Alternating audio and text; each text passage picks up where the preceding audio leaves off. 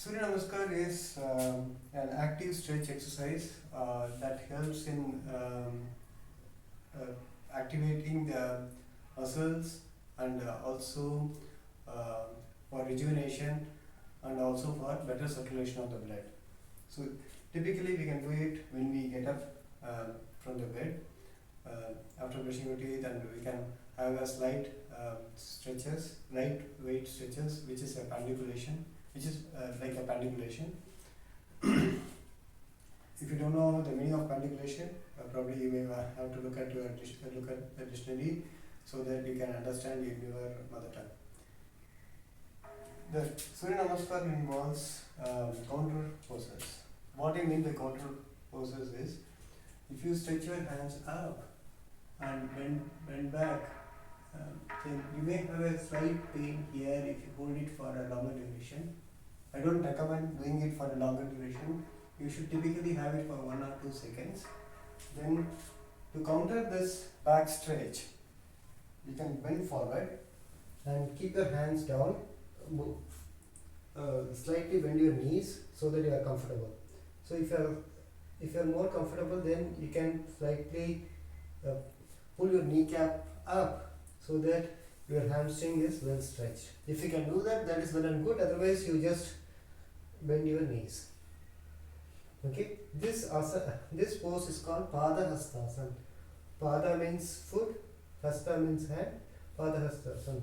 So hands are closer to your foot or feet, and your tummy should be typically touching the thighs.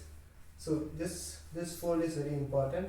It should not be like this or this. So typically it should be like this. Your tummy should be touching this. As you progress, you can stretch your legs and keep your legs erect, and focus on your sole. See whether they are fully touching the mat. So it can be like this, it should not be like this, and see how you stand. Okay, then take your nose closer to your knees if possible. So what you just do whatever is possible. This is Pada Hastasana. Okay, from here take your right leg back behind and keep your right knee down, toe out. This is Ashwasanchalan. So if you can do this, this is fine. And look up. Just hold this pose for a second. Then take your left leg back. Adjust your right leg, right toe in such a way you are in a plank pose. Okay. Now let's do Ashtanga Pranam. What is Ashtanga Pranam is pair of toes, pair of knees, pair of hands touching the mat. So it's totally 6. Chest would be the 7th part of the body that is touching the mat, and the chin is the 8th part that is touching the mat. Ashtanga Pranam. 8 parts of the body touching the mat, and you are doing your pranam. Then stretch your toes backwards, lift your chest slightly up, your navel, your tummy touching the mat, and slightly look up. Bhujangasana. This is a cobra pose. Okay. Then lift yourself up and take your legs like this and look down. This is a downward dog pose, or Adho Mukha Svanasana in Sanskrit. Okay, this is good for your back. You can give a nice stretch to your legs as well, and your hands. Push your hands down. While pushing the hands, spread your fingers and push the mat with your hands. Both your hands. Keep your elbows straight and take your leg towards the mat. So you can keep it this way so that your head comes much closer to the mat. You would be spending only 1 or 2 seconds in this pose, and after this, bring the right leg back. So we initially took the right leg back, but now you are bringing the right leg to the front side, and keep your left knee down, go out. Again, Ashwasanchalan. Give a nice stretch to your back muscles, your hip flexors. You can just give as much as you can. Just look up. This is Ashwasanchalan. Then take your left leg forward. Padahastasana again. Take your nose closer to your knee as much as possible. Just do as much as possible. Don't stretch yourself. Then lift your hands up and bend back slightly and bring your hands in front. Pranamasana. So we started with Hasta Uttanasana, Padahastasana, Ashwasanchalan, then Santolanasana, that's a plank pose. Then we did Ashtanga Pranam, 8 parts of the body touching the mat. Then we slide forward to Bhujangasana, straight forward to Bhujangasana. We looked up, then come back to Adho Mukha Svanasana. Then again Ashwasanchalan, where you can bring your right leg forward. Then Padahastasana and Hasta Uttanasana. This is half cycle of Surya Namaskar because we initiated with the sequence with the right leg. Now I will initiate the second sequence with the left leg in a similar fashion, but this time I will tell you more about the breathing, which is very important. So whenever you look up, you have to inhale. Whenever you look down, you have to exhale. So it is as simple as that. So take your hands to Pranamasana. So once you come to, after the first cycle, you will come to Samasthiti like this. Samasthiti means stand straight in Tadasana and hands by the side. Samasthiti is a neutral position. You should be comfortable in this. Once you are done with this, after the first sequence, take your hands again to Pranamasana. Pranamasana. Inhale, exhale. You will be doing a normal. You will be experiencing a normal breathing. Then you go for a deep inhale. Take your hands up and bend down. After that, you have to exhale only here. The reason for stressing on exhaling only here is that, so you will be doing in one exhalation up, one exhalation down. One inhalation up, one exhalation down. So one inhalation when you look up, one exhalation when you go down. Now that we have exhaled, now take your left leg back. This is the second cycle of the Surya Namaskar. Knee down, toe out. Now inhale. Okay. Now take your leg back.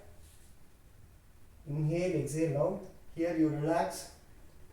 Slightly stretch forward, slide forward with your toes on the mat. Be on your toes and slide. Now, since you are doing inhaling, exhaling, you are relaxing here because as it is like you have inhaled in Hasta Uttanasana and exhaled in Padahastasana. Again, you have done a one inhale there. It can be a bit stressful, so in the Santolanasana you will do an inhale, exhale.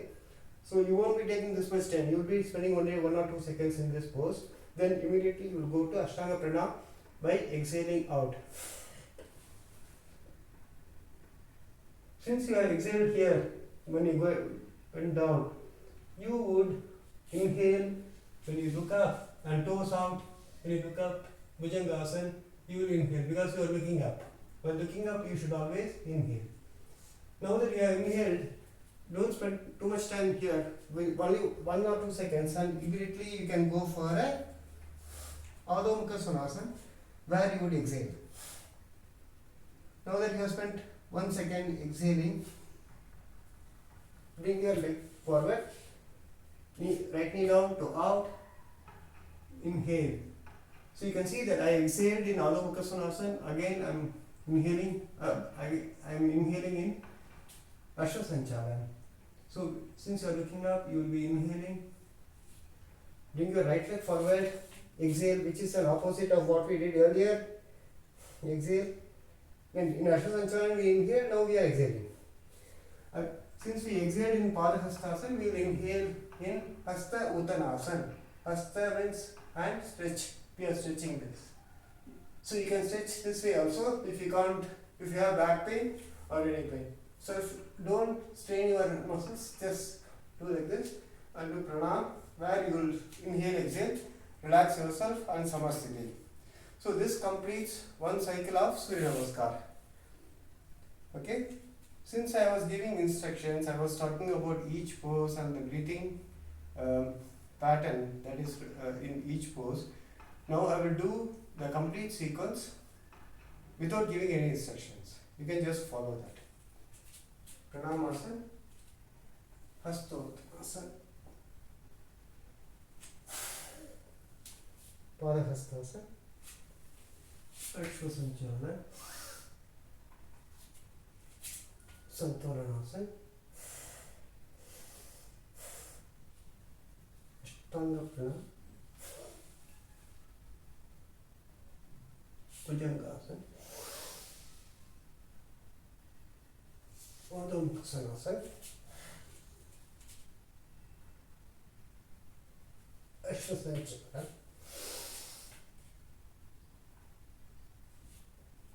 Padahastasana, Hastottanasana, Pranamasana, Samasthiti. Okay? Second half cycle. Pranamasana, inhale, exhale. Deep, go for deep inhale. Hastottanasana. Go for deep exhale. Padahastasana.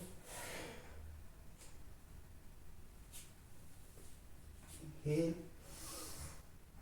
Ashwasanchalanam.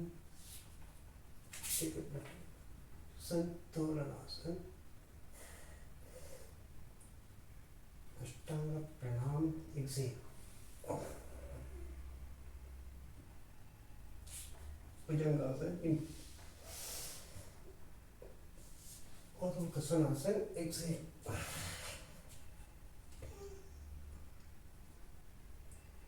Bring your left leg forward. Ashwasanchana. Right knee down to out.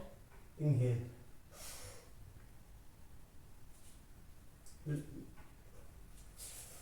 Padahastasana. Exhale. Hastottanasana. Inhale. Pranamasana. Samasthiti.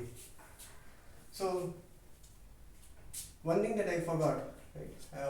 While doing inhalation and exhalation, unlike what I did, because I had to give some instructions, you have to inhale and exhale through your throat. Initiate the inhalation and exhalation from your throat rather than from the nostril. That is important. You can engage your diaphragm as well, so that you can have a deep inhalation and deep exhalation.